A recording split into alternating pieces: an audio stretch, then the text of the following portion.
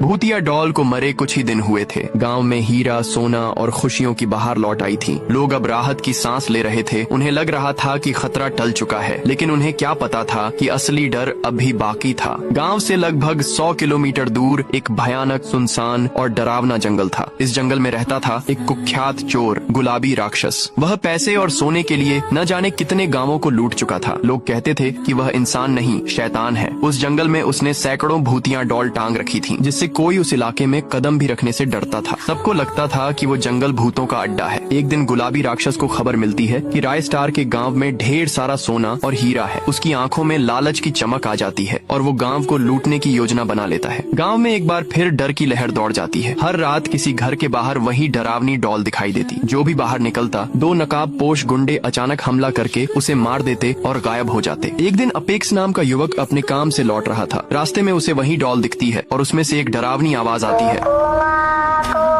पीछे से 2 गुंडे आते हैं और उसे बेहोश कर देते हैं। धीरे धीरे गांव पर फिर से आतंक छा जाता है। लोग एक एक कर गायब होने लगते हैं और गांव से पलायन शुरू हो जाता है। अमावस्या की रात गुलाबी राक्षस और उसके गुंडे गांव में घुस आते हैं। कुछ ही घंटों में गांव का सारा सोना और हीरा लूट लेते हैं। हर गली और हर चौक पर सिर्फ भूतियां डॉल बची होती है। गांव फिर से खंडहर बन चुका था। राय स्टार इस बार चाहकर भी कुछ नहीं कर पाया। वह टूट चुका था। उसी समय रेड क्रिमिनल नाम का एक खोजी हेलीकॉप्टर में उड़ान भर रहा था। उड़ते हुए जब वह उस भूतिया जंगल के ऊपर पहुंचता है तो नीचे कुछ अजीब गतिविधियां देखता है। वह देखता है कि वहां तो भूत नहीं बल्कि इंसानी चोर सोने का बंटवारा कर रहे हैं। रेड क्रिमिनल बिना वक्त गंवाए जाकर सारी बात राय स्टार को बताता है। राय स्टार यह सुनकर आग बबूला हो जाता है। वह अपने हथियार उठाता है और अकेले ही उस जंगल की ओर निकल पड़ता है। जंगल के मुहाने पर उसे कुछ गुंडे मिलते हैं, लेकिन राय स्टार उन्हें चंद पलों में खत्म कर देता है। आगे बढ़ते हुए वह देखता है कि 2 चोर आपस में सोने को लेकर झगड़ रहे हैं। तभी उनमें से एक चोर चालाकी से दूसरे को मार देता है और हंसकर बोलता है, अब सारा सोना मेरा हुआ। उसी पल राय स्टार वहां पहुंचता है। गुलाबी राक्षस राय स्टार को डराने के लिए भूत का रूप लेता है। उसकी आंखों से आग निकल रही थी, आवाज डरावनी थी, लेकिन राय स्टार इस बार बिल्कुल नहीं डरा। वह आगे बढ़ता है, चोर पर वार करता है और एक ही झटके में गुलाबी राक्षस का अंत कर देता है। राय स्टार जंगल से सारा सोना वापस लेकर गांव लौटता है। गांव एक बार फिर रोशनी, अमीरी और खुशियों से भर जाता है। लोग राय स्टार को असली हीरो मानते हैं।